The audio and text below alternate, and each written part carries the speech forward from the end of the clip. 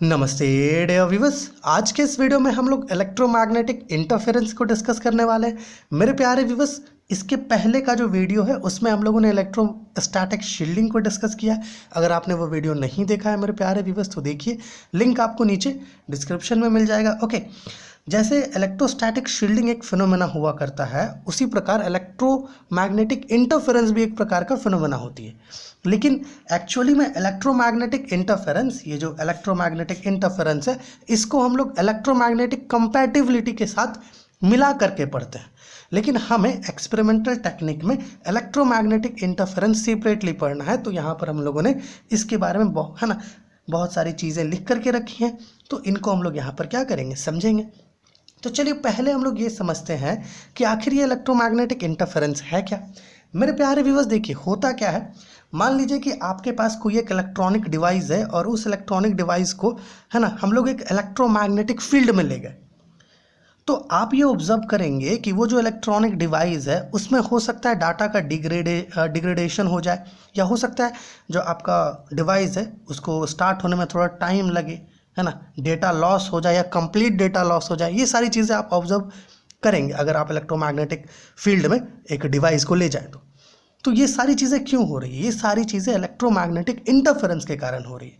Okay, है ना। जब किसी भी इलेक्ट्रॉनिक डिवाइस को हम लोग इलेक्ट्रोमैग्नेटिक फील्ड में एक्सपोज करते हैं, ओके, तो इलेक्ट्रोमैग्नेटिक इंटरफेरेंस का फिनोमेना वहाँ पर देखने को मिलता है। और इसी के कारण ऐसा चीज़ें होता है कि डेटा का लॉस हो गया, या फिर आपका जो इलेक्ट्रॉनिक डिवाइस है उसको स्टार्ट होने में देर लग रहा है ना, डेटा का डिग्रेडेशन हो रहा है, या कंप्लीट डेटा लॉस हो रहा है, या कभी कभी इलेक्ट्रॉनिक डिवाइसेस भी डैमेज हो जाती है। Okay, electromagnetic interference is a phenomena that may occur when an electronic device is exposed to an electromagnetic field. Okay, any device that has electronic circuit can be susceptible to EMI. ये जो electromagnetic interference है, okay, ये आपको तब देखने को मिलेगा जब किसी भी डिवाइस में इलेक्ट्रिकल सर्किट्स मौजूद है। ओके, जैसे कि इलेक्ट्रिकल सर्किट्स में आपके पास डायोड्स, रजिस्टर्स, कैपेसिटर्स, है ना, ये सब अगर हैं, okay, then the device is electronic device, and उस इलेक्ट्रॉनिक डिवाइस में क्या होंगे, इलेक्ट्रॉनिक सर्किट्स होंगे। ठीक है, तो इलेक्ट्रॉनिक सर्किट्स वाले डिवाइस में डिवाइस जो होता है वो ससेप्टेबल होता है इलेक्ट्रोमैग्नेटिक इंटरफेरेंस पर। ओके, फिर क्या लिखा है हम लोगों ने, electromagnetic interference can arise from many sources being either man made और नेचुरल। देखो बेसिकली अगर आप सोर्स के बेसिस पर इलेक्ट्रोमैग्नेटिक इंटरफेरेंस को डिवाइड करोगे तो वो दो पार्ट्स में आपको मिलेगा। एक मैन मेड, जो हमारे द्वारा बनाया गया डिवाइसेस होता है, जैसे कि मोटर, है ना, मतलब हैवी मशीनरीज, है ना, ये सब के कारण भी इलेक्ट्रोमैग्नेटिक इंटरफेरेंस होता है। आपने कभी कभी ऑब्जर्व किया होगा, जब आप कोई एक बड़ा फैक्ट्री में या प्लांट में जाते हैं तो वहाँ पर ऐसा इंस्ट्रक्शंस होता है कि मोबाइल फ़ोन्स वगैरह को दूर रखना है हैवी मशीनरी से, है ना, वही इलेक्ट्रोमैग्नेटिक इंटरफेरेंस ही रीज़न है। Okay, so electromagnetic interference can arise from many sources. On the basis of source हम लोग इलेक्ट्रोमैग्नेटिक इंटरफेरेंस को दो पार्ट में डिवाइड करते हैं, एक को कहते हैं मैन मेड और एक को कहते हैं नेचुरल। ओके, ये अभी देखेंगे हम लोग। Okay, can arise from many sources being either man-made or natural. Okay, man-made or natural. It can also have variety of characteristics depending on its sources. So ये जो है आपका एक छोटा सा पैरा है इलेक्ट्रोमैग्नेटिक इंटरफेरेंस के रिगार्डिंग। अब इलेक्ट्रोमैग्नेटिक इंटरफेरेंस को टाइप्स पर देखते हैं, है ना, टाइप्स देखते हैं, टाइप्स पर नहीं, माफ़ कीजिएगा, टाइप्स को देखते हैं। देखिए, एक तो टाइप हम लोग सोर्स के रिगार्डिंग देखेंगे कि मतलब सोर्स के बेसिस पर इलेक्ट्रोमैग्नेटिक इंटरफेरेंस को डिवाइड करेंगे। दूसरा हम लोग जो डिवाइड करते हैं वो ड्यूरेशन के रिगार्डिंग डिवाइड करते हैं।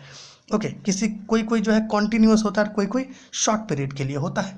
ठीक है, और एक जो है आपका हम लोग ब्रॉड बैंड भी कह सकते हैं ना, मतलब बैंड वाइद्युत कह के कर सकते हैं। ठीक है, बैंड वाइद्युत। ओके, ठीक है, बैंड वाइद्युत में आपका दो टाइप्स होता है, नैरो वाइद्युत और ब्रॉड बैंड। ठीक है, तो इसको जो है हम लोग यहाँ पर नहीं इंक्लूड किए हैं। ठीक है, इन दोनों को इंक्लूड किए हैं। ठीक है, तो टाइप्स ऑफ EMI को देखते हैं मेरे प्यारे व्यूअर्स। देखिए, on the basis of source, ठीक है, सोर्स के बेसिस पर हम लोग जो है इलेक्ट्रोमैग्नेटिक इंटरफेरेंस को दो पार्ट में डिवाइड करते हैं। एक को कहते हैं मैन मेड इलेक्ट्रोमैग्नेटिक इंटरफेरेंस और एक को कहते हैं आपका नेचुरल इलेक्ट्रोमैग्नेटिक इंटरफेरेंस। देखिए, man-made electromagnetic interference. This type of EMI generally arises from other electronic circuits, although some EMI can arise from switching of large currents, है ना।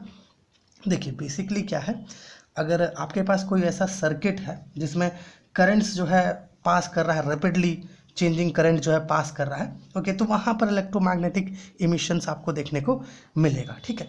तो यहाँ क्या कह रहा है कि दिस टाइप ऑफ EMI, ये जो मैन मेड EMI है, arises from other electronic circuits, है ना, अदर इलेक्ट्रॉनिक सर्किट से भी अराइज हो सकता है, या फिर कुछ, है ना, ऐसा भी होता है जिससे कि हम लोग लार्ज करंट्स को अगर स्विच करें, लार्ज करंट्स ओपन करें, तो उससे भी क्या होता है, ये जो EMI है, इलेक्ट्रोमैग्नेटिक इंटरफेरेंस है, ये जनरेट होता है। और नेचुरल EMI की अगर बात करें तो कॉस्मिक नॉइजेज है, लाइटनिंग है ना, एटमॉस्फेरिक नॉइज है, ये सब के कारण भी जो आपका नेचुरल इलेक्ट्रोमैग्नेटिक इंटरफेरेंस है वो प्रोड्यूस होता है या जनरेट होता है या अराइज होता है, ठीक है। दिस टाइप ऑफ EMI, है ना, नेचुरल EMI की बात कर रहे हैं। This type of EMI generally arises from many sources like cosmic noise as well as lightning and other atmospheric noise, okay. तो ये जो हम लोग पहला टाइप देखे, ये किसके बेसिस पर था, ये सोर्स के बेसिस पर था। अब हम लोग थोड़ा ड्यूरेशन के बेसिस पर जो टाइप्स ऑफ इलेक्ट्रोमैग्नेटिक इंटरफेरेंस होता है ये देखते हैं। देखिए, on the basis of duration हम लोगों ने इसे दो पार्ट में डिवाइड किया। एक को कहते हैं कॉन्टिन्यूअस इंटरफेरेंस और एक को कहते हैं इम्पल्स नॉइस, ठीक है। देखिए, कभी कभी क्या होता है, कोई ऐसा सर्किट होता है जिससे एक सिग्नल बहुत कॉन्टिन्यूअसली जो है ना, पास होती है या फिर कॉन्टिन्यूसली क्रॉस कर रही होती है, तो उसके कारण भी इलेक्ट्रोमैग्नेटिक इंटरफेरेंस जनरेट होता है, ओके। तो इसको कहते हैं हम लोग कॉन्टिन्यूस इंटरफेरेंस। और कभी कभी क्या होता है, शॉर्ट पीरियड के लिए होता है, जिसको हम लोग इम्पल्स नॉइज या फिर मतलब इम्पल्स नॉइज ही कहते हैं। और ये जो है एक प्रकार का इंटरफेरेंस का ही टाइप है, ठीक है। यहाँ देखिएगा, continuous interference, this type of EMI generally arises from a source, है ना, ऐसा सोर्स से अराइज करता है, such as a circuit that is emitting a continuous signal, है ना, वैसा सर्किट जो कंटिन्यूअस सिग्नल्स इमिट कर रहा है या कॉन्टिन्यूअस नॉइजेज इमिट कर रहा है, ओके। नॉइज भी एक प्रकार का सिग्नल ही हो गया, ओके। तो इस प्रकार का जो सोर्स है उससे जो है हमारा ये जो EMI है ये जनरली अराइज करता है, ठीक है। ये कॉन्टिन्यूअस इंटरफेरेंस। इम्पल्स नॉइज की अगर बात करें तो यहाँ क्या लिखा है हम लोगों ने, this type of EMI may be man made और नेचुरल, है ना। इम्पल्स नॉइज में जो हमारा हम लोगों ने लिखा है, क्या लिखा है कि ये जो है ये मैन मेड भी हो सकता है और नेचुरली अकरिंग भी होता है, ठीक है। जैसे कि लाइटनिंग, EHD, है ना, एंड स्विचिंग सिस्टम्स में contribute to impulse noise which is a form of EMI। अगर आप नेचुरल की बात करें तो लाइटनिंग है ना, स्विचिंग सिस्टम्स जो है ये आपका मैन मेड है, ठीक है। तो ये आपका ड्यूरेशन के बेसिस पर टाइप हो गया इलेक्ट्रोमैग्नेटिक इंटरफेरेंस का। अब जैसे कि हम लोगों ने कहा कि एक और बेसिस है ना, बैंड वाइडेड, इसके बेसिस पर भी हम लोग जो है इलेक्ट्रोमैग्नेटिक इंटरफेरेंस को डिवाइड कर सकते हैं। देखिए, बैंड वाइडेड के बेसिस पर दो टाइप्स होते हैं बेसिकली, एक तो होता है आपका ब्रॉड बैंड और एक होता है नैरो बैंड, बट उसे हम लोग को नहीं पढ़ना है, ठीक है। तो ये सारी चीज़ें हैं व्हाट इज़ इलेक्ट्रोमैग्नेटिक इंटरफेरेंस में। अब देखो, कभी कभी ऐसा पूछ देता है कि इलेक्ट्रोमैग्नेटिक इंटरफेरेंस को प्रिवेंट करने का, है ना, कुछ 2-3 पॉइंट्स बताइए। तो 2-3 पॉइंट्स में आप क्या क्या लिख सकते हैं, यहाँ पे हम लोगों ने लिखा है कि सम बेसिक ऑप्शंस, ओके, ऊपर कर देते हैं, some basic options for preventing electromagnetic interference are as follow. सबसे पहला क्या लिखा है, keeping electronic devices away from heavy machineries, motors और जनरेटर्स, ठीक है ना। स्टार्टिंग में हम लोग आपको बताए कि कोई भी बड़ा फैक्ट्री या फिर अगर आप कोई कंपनी में जा रहे हैं तो वहाँ हैवी मशीनरीज है, तो ऐसा कहा जाता है कि फ़ोन वगैरह नहीं ले जाने के लिए, ठीक है। यही इसका कारण है, keeping electronic devices away from heavy machineries, motors और जनरेटर्स। दूसरा क्या है, using shielded cables, shielded cables का यूज़ करने के लिए कहा जाता है। EMI फिल्टर्स का यूज़ किया जाता है और स्नबर नेटवर्क यूज़ किया जाता है दो पोल्स के बीच, ठीक है।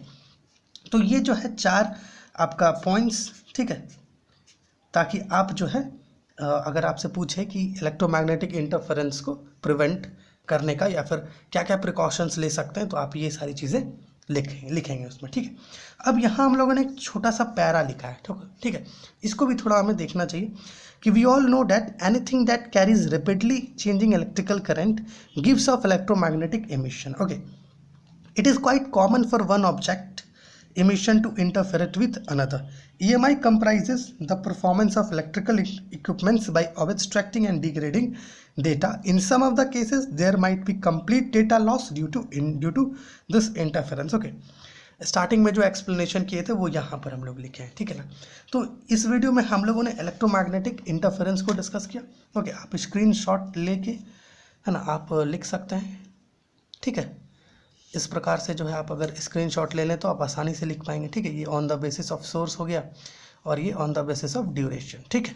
और यहाँ पर आपका some basic options for preventing EMI and नीचे एक छोटा सा एक्सप्लेनेशन है, ठीक है। तो ये आपका एक्सपेरिमेंटल टेक्निक्स का ये टॉपिक है, इलेक्ट्रोमैग्नेटिक इंटरफेरेंस। इसके पहले हम लोगों ने इलेक्ट्रोस्टैटिक शील्डिंग डिस्कस किया। अगर आपने वो वीडियो नहीं देखा है तो देखिए, लिंक मिल जाएगा आपको नीचे डिस्क्रिप्शन में। और हमारे पास एक प्लेलिस्ट है एक्सपेरिमेंटल टेक्निक्स का, है ना, तो आप उस प्लेलिस्ट को जरूर से ज़रूर चेक करें। 100% वो प्लेलिस्ट आपके लिए हेल्पफुल होगा।